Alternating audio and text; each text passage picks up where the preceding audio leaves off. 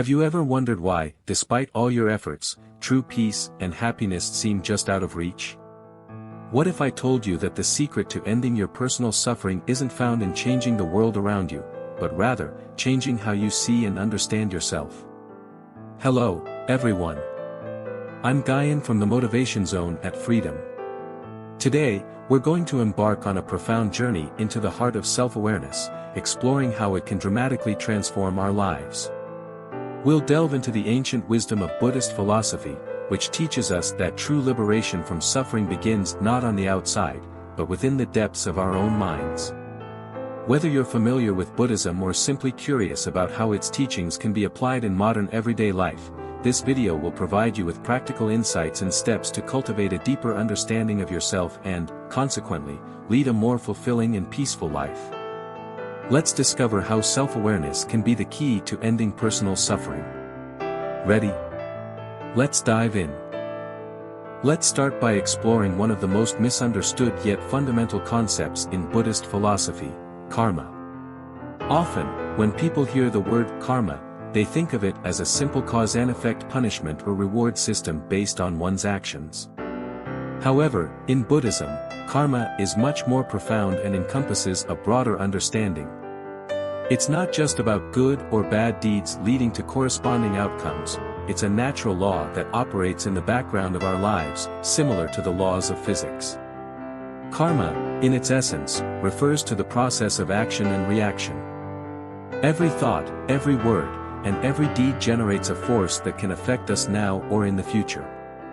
This force shapes our experiences and realities, influencing our habits, our personalities, and even the situations we find ourselves in. It's important to recognize that karma isn't a judgmental force, it's neutral and operates based on principles of causality. Just as a seed planted in the ground will inevitably sprout into a plant based on the conditions provided, our actions create seeds that grow according to the conditions we foster in our lives. Understanding karma in this way empowers us. It shifts our focus from blaming external circumstances for our misfortunes to recognizing the power we hold within our choices. Each moment, each decision, carries weight, shaping not just our present but also paving the path of our future. This recognition is the first step towards using the wisdom of karma to our advantage. By being mindful of our actions, thoughts, and words, we can start to align our lives with the kind of outcomes we truly desire, breaking cycles of negative behavior and fostering positive ones instead. Did you know that every action you take, every decision you make, sends ripples through the fabric of your life and the lives of others? This interconnected web of actions and reactions is at the core of how karma operates. It's not just about what happens to you, but also about how your actions contribute to what happens around you, influencing not only your circumstances but also your mental and emotional state. For instance, consider a simple interaction like a conversation with a friend. If you choose to speak kindly and supportively, you foster goodwill and strengthen your relationship. This positive action tends to bring about positive reactions, perhaps in the form of trust and deeper friendship. Conversely, if you respond harshly or critically, it might strain the relationship, leading to negative emotions and tension. Here, the karma is immediate and quite visible. The nature of your action directly influences the emotional outcome and future interactions. Now, let's expand this understanding to a daily decision, like choosing to be patient in a frustrating situation, such as being stuck in traffic. Instead of succumbing to anger or irritation, if you consciously choose calmness, you not only avoid the stress and negative mental state that come with anger but also maintain a peaceful environment for yourself and others around you. This decision might seem small, but it has the power to influence your mood and behavior for hours or even the entire day. Dear viewers, these everyday examples show how karma is not a distant or mystical force but a very real and practical aspect of our lives. By understanding and recognizing the interconnectedness of our actions and their reactions, we can make more mindful choices that contribute positively to our well-being and the well-being of others. In Buddhism, the mind is often described as the source of both our suffering and our liberation. This might sound paradoxical at first, but it's rooted in the profound understanding that our perceptions, shaped by the mind and ego, dictate our experience of the world. The ego, in particular, is a central concept in understanding suffering. It represents the part of us that identifies with our individuality, our separateness, and our distinct personality traits. While this sense of I, or self, is crucial for functioning in the world, it is also where much of our suffering begins. The ego thrives on distinction, it constantly compares, judges, desires, and fears. These activities of the mind create a sense of attachment to certain outcomes, people, and possessions, leading to inevitable suffering when changes occur, as they always will in life. For example, when we strongly identify with our job as a core part of our self, losing that job can feel like a personal catastrophe rather than a change in circumstances. This suffering arises not directly from the loss of the job, but from the mind's attachment to the identity associated with that job. Moreover, the Buddhist teachings emphasize that the mind is naturally luminous but is often clouded by these attachments, aversions, and illusions created by the ego. It's like the sky obscured by clouds, our true nature is clear and peaceful, but it's often hidden by the transient thoughts and emotions that dominate our awareness. Recognizing this nature of the mind and learning to see beyond the clouds of ego can lead to profound relief and a reduction in suffering. This understanding invites us to explore deeper levels of mind beyond the immediate dictates of the ego. By observing our thoughts and emotions without attachment, we begin to experience the impermanent nature of these mental formations. This practice doesn't eliminate the ego but reduces its influence, allowing us to respond to life's challenges with greater calmness and clarity, thus reducing our suffering. Dear friends, recognizing our own thoughts and mental patterns is akin to a gardener knowing the weeds from the flowers in his garden. Just as a gardener must be able to identify and uproot weeds to foster a thriving garden, we must identify and understand our negative thoughts and patterns to cultivate a healthy mind.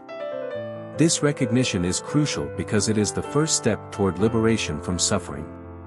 Without this awareness, we continue to live in automatic, often reinforcing the cycles of discomfort and unhappiness in our lives. Did you know that much of our suffering is not caused by external events themselves but by our reactions to them?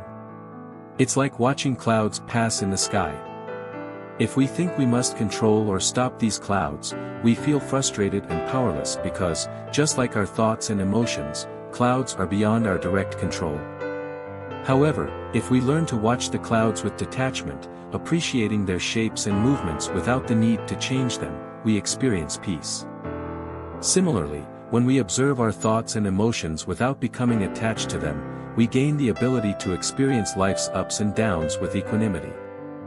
This process begins with mindfulness, a practice of being fully present and aware of our thoughts, feelings, and environment without judgment. Think of it like listening to music without trying to hold on to any particular note.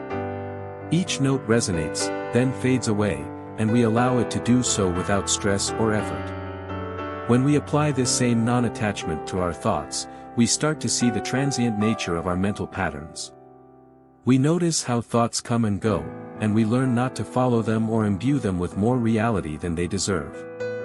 Recognizing these patterns is powerful because once we see them, we can choose how to respond rather than being swept away by habitual reactions.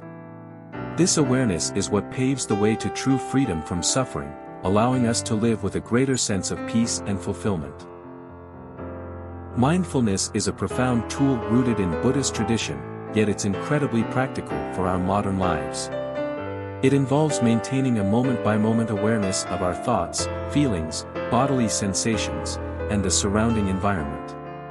Think of mindfulness as a magnifying glass that allows us to see the true nature of our minds more clearly.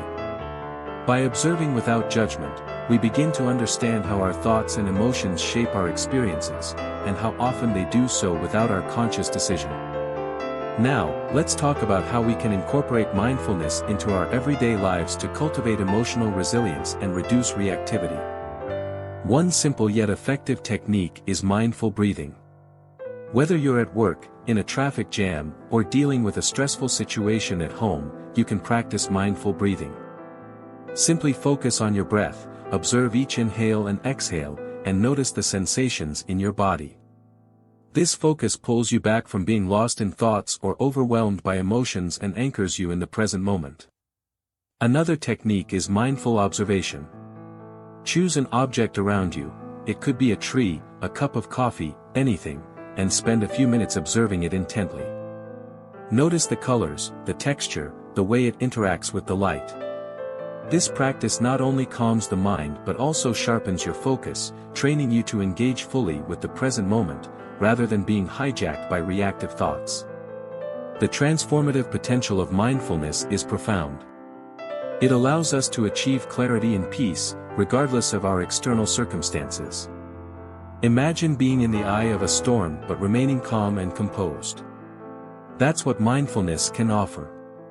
It doesn't change the chaos around you but changes your reaction to it. Over time, with regular practice, mindfulness can shift how you experience life, leading to deeper satisfaction and peace. It's about not letting external factors dictate your internal peace.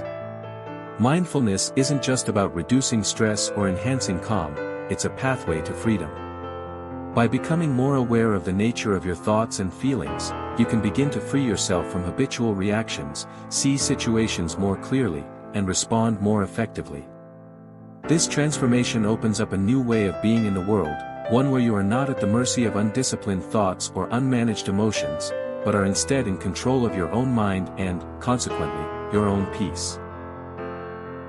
Living consciously is about applying the insights we gain from mindfulness and self-awareness into every aspect of our lives. It's about making deliberate choices rather than operating on autopilot. I encourage you, dear viewers, to take these teachings beyond the cushion or meditation mat and into your daily interactions, decisions, and routines. Imagine each action, no matter how small, being performed with full awareness and intention. This shift can transform mundane tasks into meaningful moments, enhancing the quality of your life and deepening your connection to the world around you.